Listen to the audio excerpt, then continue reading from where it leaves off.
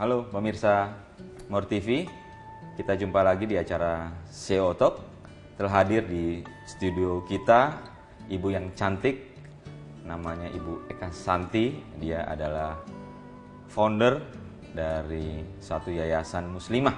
Assalamualaikum warahmatullahi wabarakatuh. Terima kasih Mas Budi undangannya. Saya lebih senang dipanggil Rofi. Oh, oke, Rofi. Jadi Mbak Rofi, jadi ini sebagai anak pertama kan? Ya. Bahkan sempat kalau bicara menjelang di Jakarta, bahkan sempat menjadi penyiar, ya. Sempat jadi DJ juga ya katanya. Gimana ceritanya? Ya, saya lahir dari keluarga sederhana. Papa saya adalah seorang pegawai negeri sipil, dan kemudian dia juga jurnalis dan juga humas di Pemda Kalsel waktu itu. Karena kami 5 bersaudara, saya pernah ingin sebuah kaos bermerek, Pak, yang dipakai oleh teman saya yang kaya di sekolah saya di SMA. Tapi saya nggak tega minta sama papa sama mama. Lalu saya berpikir bagaimana caranya saya bisa membeli baju kaos waktu itu seharga 30.000. Di sebuah radio station di Banjarmasin, di situ dikatakan bahwa mereka mencari seorang penyiar radio. Gimana caranya saya membuktikan bahwa saya bisa? Jadi saya pakai request lagu, saya telepon, halo minta lagu boleh nggak? Tapi saya nggak tutup-tutup. Ketika, halo tolong dong tutup, saya nggak tutup lagi sampai akhirnya station manager angkat, Mbak tolong tutup dong, yang lain nggak bisa. Mas boleh nggak saya mendaftar jadi penyiar? Jadi saya nodong untuk dapat menjadi penyiar. Akhirnya bilang, Anda kan masih SMA, kenapa nggak apa-apa deh, saya bisa setelah sekolah saya harus kerja. Dan you know apa, waktu itu saya hanya dibayar Rp500 per jam. Tetapi the good point, saya bisa tahu lagu yang banyak. Terus kemudian tiba-tiba yang tadinya saya nggak dikenal jadi populer di sekolah karena orang bisa request lagu sama saya. Dan finally setelah kenapa saya ada di sini, ketika kemudian 2002 TVRI meminta saya untuk menjadi jurnalis nasional dan menjadi presenternya, tidak ada pekerjaan lain yang saya lakukan selain bicara, Pak, sampai hari ini. Jadi awalnya itu boleh dibilang modalnya nekat. Mulut ya? Mulut atau nekat? Bonek juga, nekat juga, mulut juga. Akhirnya ya seperti ini. Jadi tidak ada pekerjaan lain. Saya mencoba untuk konsisten. Pengalaman itu menjadi expertise. Jadi dari penyiar radio akhirnya menjadi penyiar TV. Dari penyiar TV menjadi dialog seperti Pak Budi sekarang. Dan akhirnya menjadi narasumber. Alhamdulillah.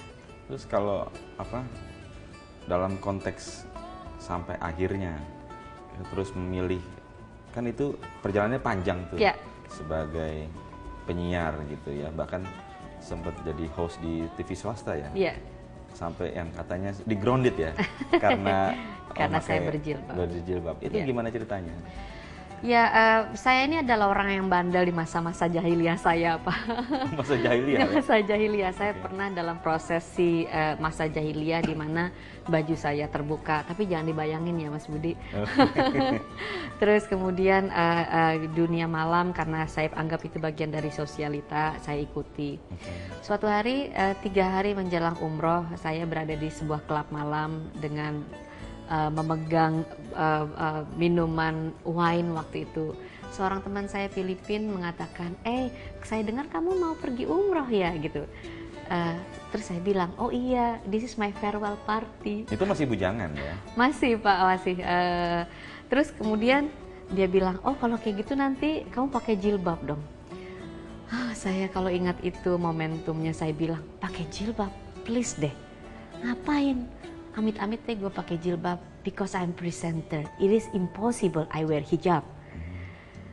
Andaikan Allah pada saat itu menarik nyawa saya, mungkin saya mati dalam keadaan kafir. Tapi begitu indahnya ketika 3 hari kemudian saya ke Tanah Suci Mekah untuk pertama kali. Begitu banyak pengalaman yang seolah-olah Allah layani saya dengan sedemikian rupa bagaikan seseorang VIP di rumahnya. Di situ saya merasa tertampar.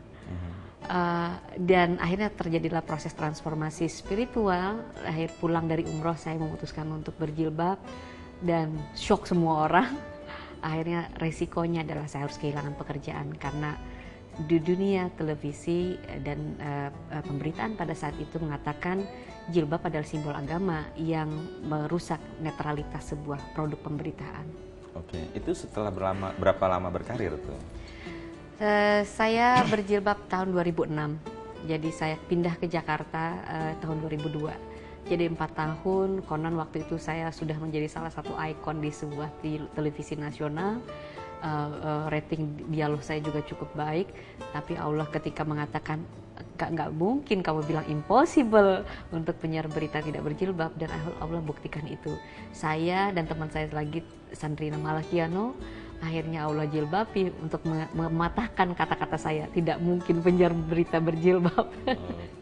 Wah, luar biasa, Allah begitu indah sampai saya berdarah-darah di depan Mekah, karena tiba-tiba saya dipentungin aja tuh di Hajar Aswad. Ketika saya mengatakan la ilaha illallah, saya mati nih. Ini udah berdarah nih Pak, muka saya gitu. Jadi ada peristiwa apa didorong gitu? Iya, waktu itu jadi ada sebuah tangan, saya ingin memang mencium Hajar Aswad, tetapi kemudian tangan ini mengatakan, terus saya bilang Allah, saya datang di sini, saya cium, terus saya berdiri, sudah selesai. Terus seperti ada tangan lagi untuk menekan saya, seperti merendam ke air. Allah, saya minta ampun. Saya angkat lagi. Akhirnya saya karena ketakutan, akhirnya tersebutlah la ilaha illallah. Di situ semua rekaman hidup saya keluar, dan akhirnya saya nggak tahu ternyata proses begitu ini itu adalah proses saya dengan batu itu diantuk dan akhirnya semua berdarah. Luar biasa. Menarik. Jadi, I'm speechless. ini peristiwa yang saya pikir tidak masuk nalar manusia. Yes, indeed. Baiklah.